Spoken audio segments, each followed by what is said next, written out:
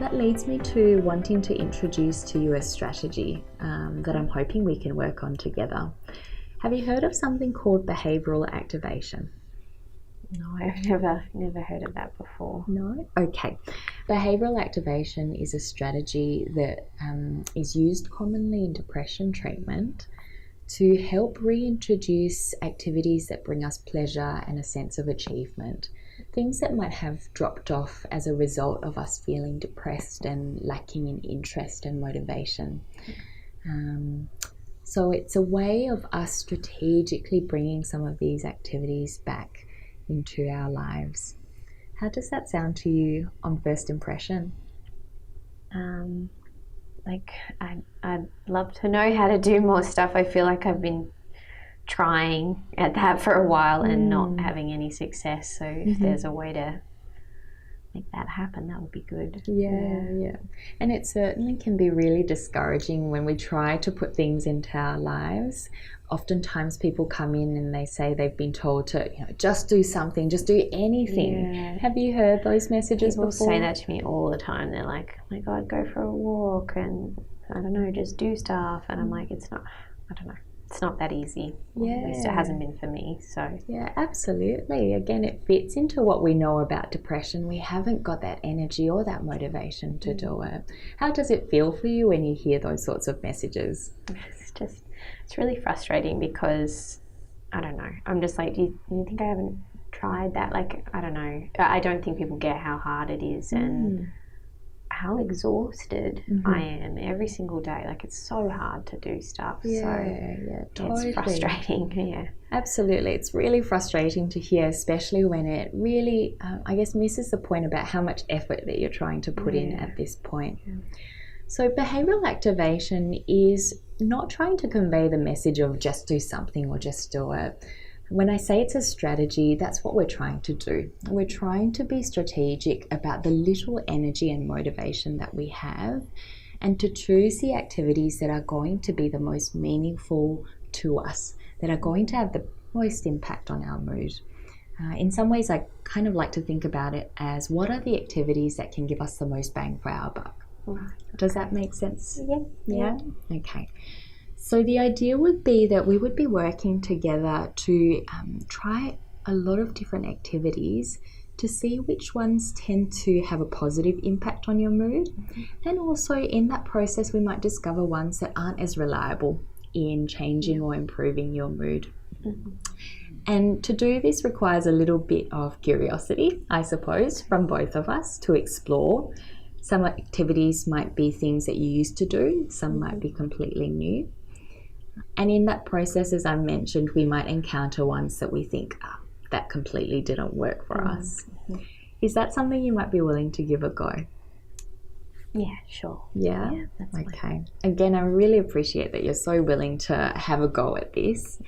One of the things that we know from the research is that behavioural activation is actually as effective as antidepressant medication when it comes to severe depression. Okay.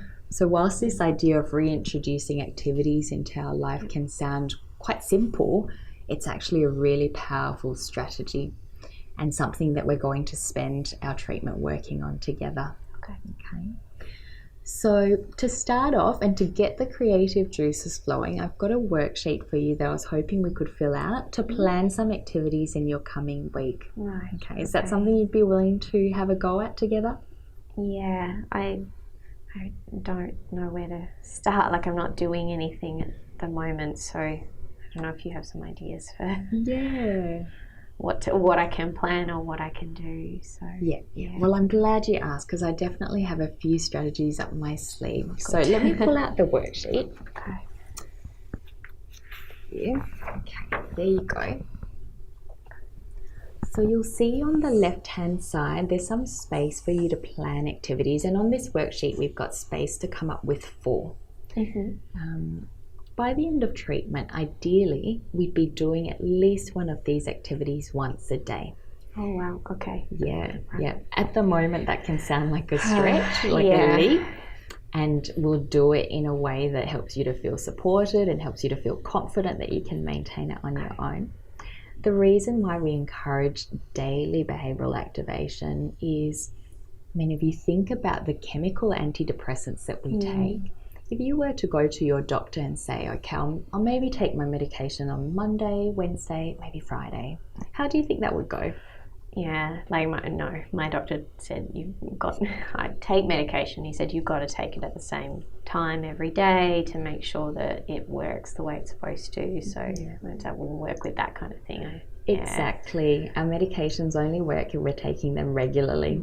So in terms of doing things that are pleasurable and give us a sense of achievement, we're not going to benefit from that effect if we're not going to do them regularly as well. Yeah.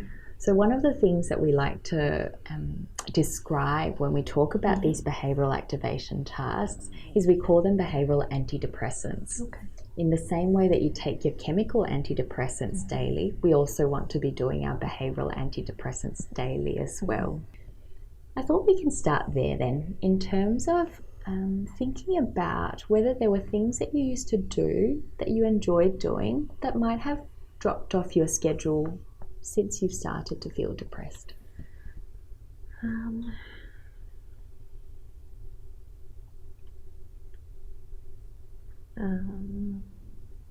Gosh.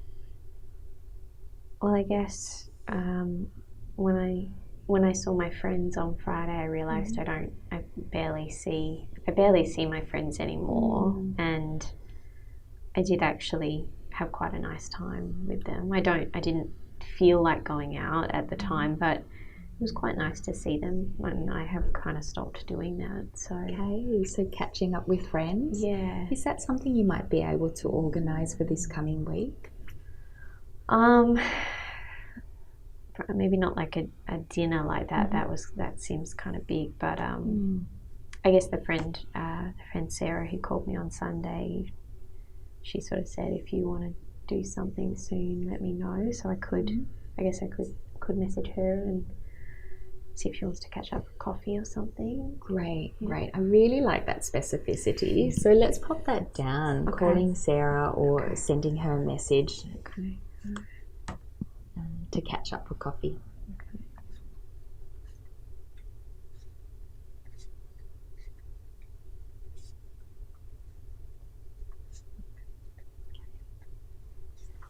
Is there a particular day that you think you'd be able to do it this week? I mean, it's hard at the moment. I could do any day, but obviously most of my friends work, so I guess it might have to be on the weekend when she's more likely to be free then, I think. Okay, I'll get you to write that down so that you've got an idea about the opportunities and when you might be able to put it in. Okay.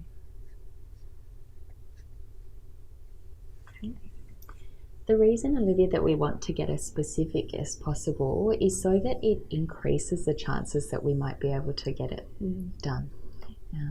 Oftentimes we might have plans to do things. You mentioned that each day you can wake up with lots of plans and that they don't always turn out the way you want them to. It happens to me a lot. Yeah. What we find is that if we can specify things like who we're going to do an activity with, when we're going to do it, where we're going to do it, it increases our chances of being able to get it done. Okay. And to also identify things that might get in the way. Okay. I really like the fact that you were very specific with this first activity that you could try. Yeah. What's another activity that you might be able to try for this coming week?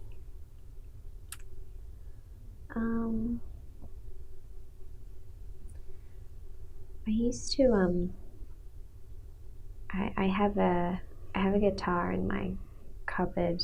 I only thought of it because you said what's things that you used to do. I haven't played in years, so I'd probably be a little rusty, but I do remember when I was learning when I was younger. Like I used to really enjoy that, and yeah, I don't even know if I'd like it now, to be honest. It's been a long time since I picked it up, but it's right there in the cupboard, so I guess that would be a pretty easy thing to try. Okay. Would that be? Right. Yes, let's write that down. Okay, all right. So just in that second box there. Yep. The guitar. I'm just not sure how long. I don't know what I'd be able to and like how much I've managed to do, because sometimes I get frustrated with myself or yeah. And one of the things that you might find is if there's something you haven't done in a long time, getting back into it can be quite a challenge. Like you mentioned, we might get frustrated about it. That we might have thoughts about, I can't play as well as I used to play, and that could get us quite discouraged. And I suppose the idea about doing these activities is that as best we can, we really bring our attention to doing those activities and participating in them. One of the things that our thoughts can do is really interfere with our ability to enjoy that activity. Have you noticed what happens when you get really caught up in these thoughts when you're doing something fun? Well, I know, like, it was interesting when I was taking George, my dog, for a walk this week. I noticed that one of the days I had quite a nice time, and then the other time I think I was just it was right before I had to get this stuff done for the rent inspection. The whole time I was just thinking about how much I had to do, and I didn't feel anywhere near as good that time. So and that really demonstrates how our thoughts can impact on our ability to enjoy and participate in an activity. And down the track we'll be developing some more strategies to manage those unhelpful patterns of thinking. At this point, as best you can, let's try and bring our attention towards doing the activity. And I often say that means leaving our expectations at the door. I'll have to remember that for this one. But the thing I always liked about guitar is I find it hard to think about anything else when I'm doing it, because I have to really focus on it. So I guess that could be good for that. That would be a lovely start. Okay, so in terms of playing the guitar, again, in terms of getting something a little bit more specific as to when you might do it, where you might do it, what's the possible time in your week that you could schedule that in? Well, there's a few days this week where I don't really have anything on, and I tend to find after I've got up and like had something to eat and maybe done one or two things around the house, I tend to then hit a bit of a slump and go sit on the couch. So I guess I could try maybe playing the guitar then for a bit to do something different. So I guess that would be like around sort of 2 o'clock or so. Does it need to be like a specific time, or? Ideally, the more specific we can get. As I can see, you know your schedule quite well. And so being able to find those opportunities will increase the chances that we can get them done. So let's pop 1 or 2 p.m. down there.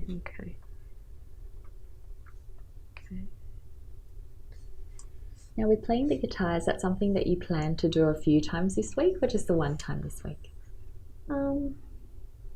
I mean, I used to play pretty much every day. I don't know that I could do that. That feels like a lot this week, but I guess I could maybe try sort of every second day, like three times in the week or something like that. Would that be? Let's set that as a goal. If that's something that you feel is a bit more manageable than aiming for every day, let's put that down. So we've got a couple more spaces, and one of the things that you mentioned is that it's really hard to get in touch with those things that we used to do for fun and for pleasure, especially if it's been a while since we've been doing those activities.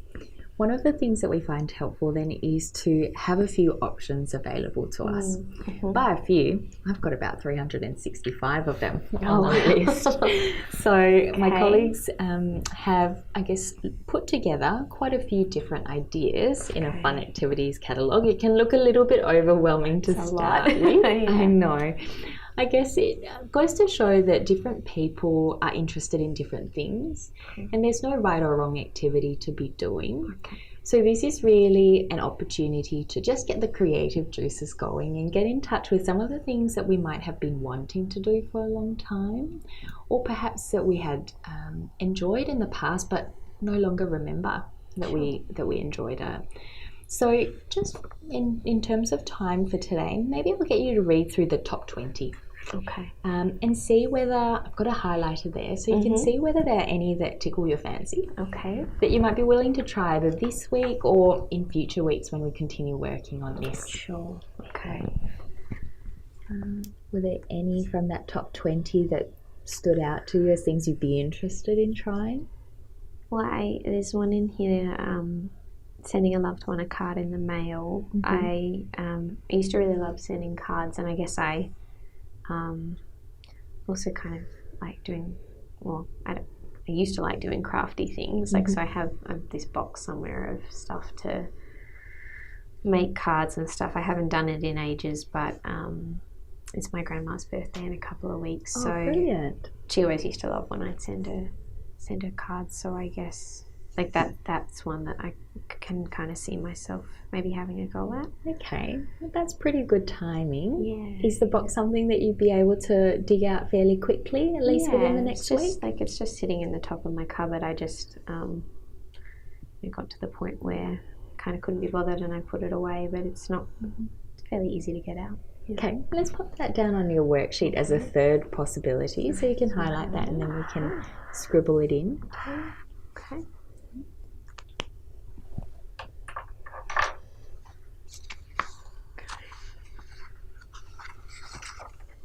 Giving you tons of worksheets there.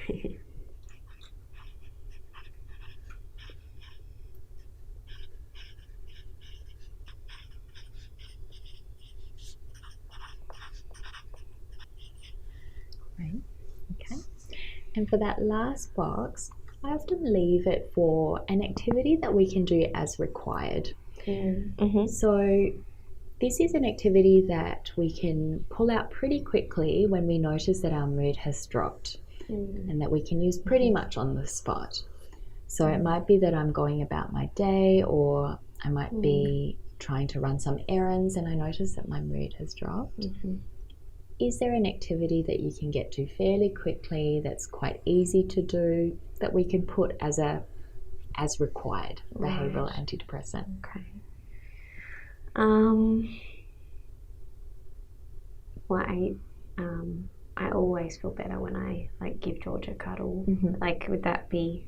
That's could a I put that one idea. down? Yes, absolutely. Let's pop that down as our fourth as required idea. Okay. Pets are such lovely opportunities for behavioural antidepressants too. Yeah, they are. Yeah. Okay. All right. So that's one to employ anytime you notice that your mood's dropped, if you're out and about or if you're at home.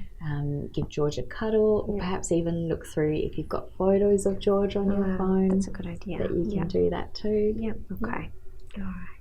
How's that list looking, Olivia, as something that you could try this week? Like, it seems like a lot when I first look at it, but I guess I know I've got time in the week to do it, so I'm willing to have a go at that. Yep. Okay. One of the things that you'll see on the right-hand side of the handout is some space to rate your depression, the level of pleasure, and the level of achievement before and after the activity. Right. Yeah. Before you do each activity, I'd like to invite you to write those ratings down for how depressed you were feeling before, how much pleasure and achievement you were feeling beforehand, and then after you do it, to re-rate that. Okay. And then we'll bring that in next session to have a look and to compare the effect of it. Does that sound okay to you? Yeah. And with the, should I do that every time? Like, should I do it 3 times when I play the guitar? And then, every time I give George a cuddle? Or, what do I do for those ones where I do it more than once? That's a great question. Look, potentially as we're starting out, it might be helpful to make a few ratings. Yeah. One of the things that we tend to find is that if we get into something for the first time, it might not give us the effect that we're intending. And so we really encourage repetition of these activities. Generally, we have a rule of 3, so that we try something 3 times before we decide whether it's something that we keep or something that we chuck out. Yeah. Is that something that you'll be willing to do? Yeah, that makes sense. Yeah. Yep. Okay, that's fantastic. At this point in time, do you think that there are any barriers that might get in the way of you doing these activities? Well, I know there's been a number of times that Sarah's offered, or like I've got a few friends who've offered to catch up, and sometimes I get as far as making the plans, but then the day comes and I just feel so tired, or I don't know, I'm not feeling good about myself, and I do tend to wind up cancelling plans, like, because I never really feel like going, to be honest. So yeah, I'm a bit concerned I might bail at the last minute, I guess. Yeah. And certainly that urge to cancel or urge to withdraw can be really strong when our mood is quite depressed, isn't it? Yeah, and that can get in the way of plans that we've made. Yeah. You've actually raised a really good point there, Olivia, about, I guess, how we look at the impact of motivation and energy on us. So what we tend to find is that many people believe that when we become motivated, that's when we can start doing things.